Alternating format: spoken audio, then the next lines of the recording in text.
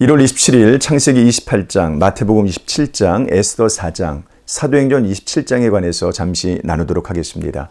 창세기 28장에서 야곱은 하란을 향해 집을 떠났죠. 에서의 분노는 이삭과 리브가도 어찌할 도리가 없을 만큼 거대했습니다. 리브가는 가족의 파탄을 막기 위해 야곱을 자신의 오빠 라반의 집으로 보내죠. 초라한 행색으로 집을 떠난 야곱은 베델이라는 곳에서 돌을 베고 잠이 듭니다. 그곳에서 아브라함에게 주셨던 것과 거의 동일한 약속을 하나님께서 하시고 만나주시죠. 장자권 분쟁으로 모든 것을 상실한 야곱에게 하나님께서 먼저 찾아와 주신 겁니다. 그러나 야곱의 성품은 쉽게 변하지 않았습니다. 그는 하나님과 거래를 합니다. 무사히 돌아오게 해주시면 하나님을 섬기겠고 11조를 하겠다고 약속합니다. 하지만 그는 이런 제안을 할 필요가 없었습니다. 하나님께서는 이미 그를 돌보시겠다고 약속하셨기 때문이죠. 내가 너와 함께 있어 내가 어디로 가든지 너를 지키며 너를 이끌어 이 땅으로 돌아오게 할지라 내가 내게 허락한 것을 다 이루기까지 너를 떠나지 아니하리라. 15절 말씀입니다. 우리는 행위를 기초로 하여 하나님의 돌보심을 요청할 필요가 없습니다.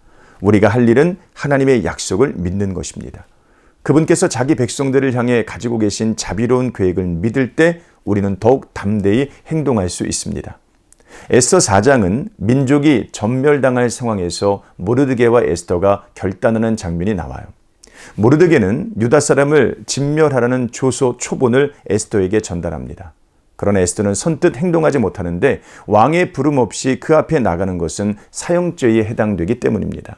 모르드게는 에스더에게 영적인 안목을 열어줍니다. 네가 왕후의 자리를 얻은 것이 이때를 위함이 아닌지 누가 알겠느냐? 14절 말씀이에요. 우리는 모든 일을 죽게 하듯 성실히 해야 됩니다. 굳이 사회법이나 관습법을 어길 필요는 없습니다. 그러나 때로는 결단이 필요합니다. 자신의 손해와 이득을 따지는 것이 우선이 되어서는 안 된다는 거예요. 하나님께서 우리에게 주신 위치와 역할과 은사는 모두 하나님의 영광을 위한 것입니다. 마태복음 27장은 이 책의 절정입니다. 예수께서 십자가에 달려 돌아가십니다. 예수님을 죽이고자 하는 강력한 의지가 재판과 민심에 영향을 미쳤습니다. 사람들은 예수님께 침을 뱉고 가시면류관을 씌우고 채찍질을 하면서 그의 고통을 즐겼습니다. 그리스도께서 십자가에서 죽으셨어요. 휘장은 찢어졌고 땅은 진동하였으며 사람들은 슬퍼하였습니다. 약속의 실체가 되신 그리스도께서 그 약속대로 죽으셨죠. 하나님의 말씀은 반드시 성취됩니다. 그 절정이 바로 십자가입니다. 창세기부터 제시되었던 복음은 이렇게 완성되었습니다. 우리가 세상에서 담대히 주님을 신뢰하며 그들과 다른 방식으로 살 수 있는 이유도 바로 여기에 있습니다. 그리스도께서 역사의 방향을 바꾸시고 인생의 운명을 바꾸셨기 때문입니다.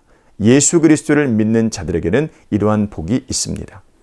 사도행전 27장은 예루살렘을 떠나 로마로 압송되는 바울의 그 여정이에요.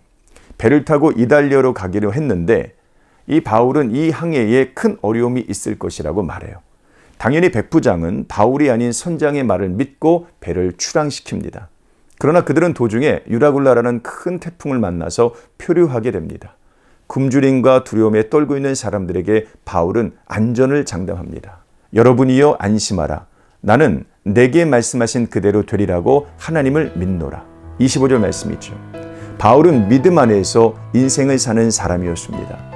죄수가 되어 로마로 가는 중에 죽을 위기에 몰렸지만 그는 담대했습니다. 세상과 인생이 하나님의 말씀대로 될 것을 확실히 믿었기 때문입니다. 오늘 우리에게는 이 바울과 같은 믿음이 과연 있을까요? 오늘 하루 믿음의 길을 걷는 시온의 가족들 되시기를 주님의 이름으로 축원합니다. 고맙습니다.